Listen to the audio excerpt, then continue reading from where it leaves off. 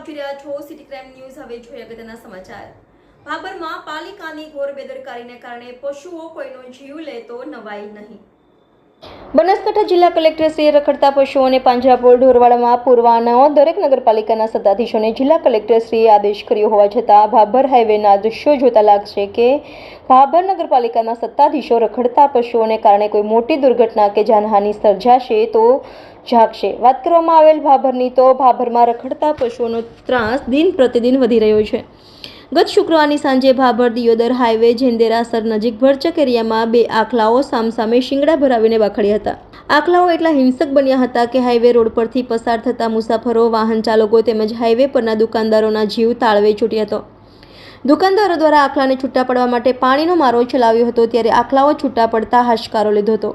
રખડતા પશુઓ કોઈ મોટી દુર્ઘટના સર્જાશે તે પહેલા કોઈ યોગ્ય કાર્યવાહી કરવામાં આવે તેવી નગરજનોની માંગ ઉઠવા પામી છે। અહેવાલ SK Chauhan, city crime news, Bhabhar, Banaskantha.